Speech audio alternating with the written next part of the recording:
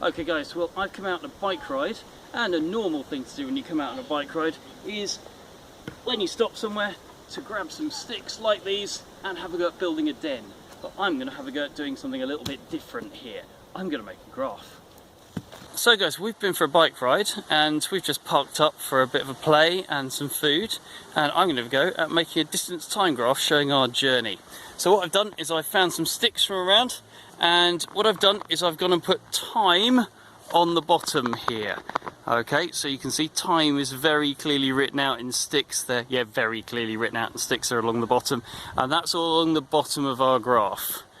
Now up the side of the graph, I haven't bothered to write in sticks distance, but that would be distance up the top. And I've got a representation of our journey that looks like this.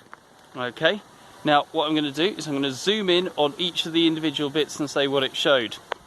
Now, at the start of our journey, we were walking our bikes because we were going along with along some roads, and my kids are too young to cycle on the roads, so we were walking relatively slowly. Now, the steepness of this line that you can see here is an indicator of how fast we were going. The steeper it is, the faster we're going. Now, when we got onto our bikes, that's represented by this part of the graph here. We're travelling more quickly. So as a result, the line is much steeper. Now, we were excited, we cycled off possibly a bit too quick, and we got tired. Now, at this point in the graph, it's completely flat. And that's because we stopped, we had a rest, we had a can of drink, we had a sandwich, and eventually we set off again, and you can see us travelling relatively quickly here, slowing down until we get to this bit where we've stopped, and I'm running through this session here. So in terms of what you can see from these graphs, on a distance time graph, anything that's completely horizontal like this, that shows that you've stopped. Anything where we've got a sloping angle upwards shows that you're moving, and how steeply that section is shows how fast you are. The steeper, the faster. So this bit back at the start of our journey, we weren't going very quickly at all.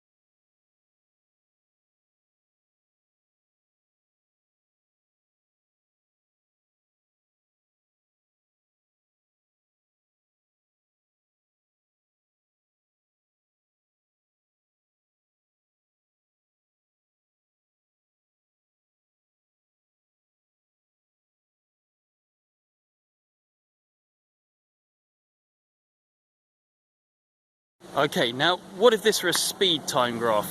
Now we're still going to have time along the bottom here, but instead of putting distance up the side, we're going to put our speed up the side instead.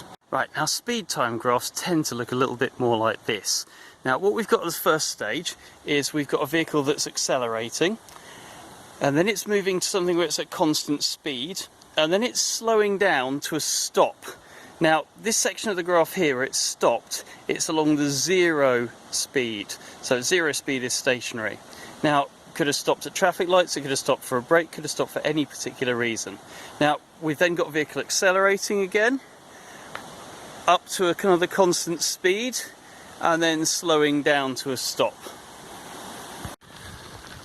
So I've got a clear path ahead of me, and I'm cycling at a steady pace. So I've got to keep my legs moving, because I've got to provide a forward force to counter the force that's running backwards. That's force of friction on my tyres, and between the tyres and the road, and also the moving parts of my bike. So if I want to keep a steady pace, I've got to make sure that there's a continuous force forward to overcome that force backwards. Now, if I make that force forwards bigger, by pedalling faster, by pedalling harder, I'll accelerate. So I'm now travelling more quickly than I was before. If I stop pedalling, I don't instantly stop. Now there's no more forward force going forwards. I'm not pedalling at all, no forward force at all. But there is a force against me. But it takes some time for that force against me to completely stop the bike, as it has done there. Now, currently no force acting forwards, there's no force of friction as well, so basically I'm staying completely still. If I want to move, I need to give a forward force. So the forces are unbalanced and I start to accelerate. Now, once I've got up to a constant speed, the forces on me are balanced. So I'm going to have a force of friction going backwards, I'm going to have a driving force from pedalling going forwards. When they're balanced, I'll stay at a constant speed. If I stop pedalling, my speed will decrease, because the force that's acting against me, the force that's going backwards, is bigger than the force that's going forwards.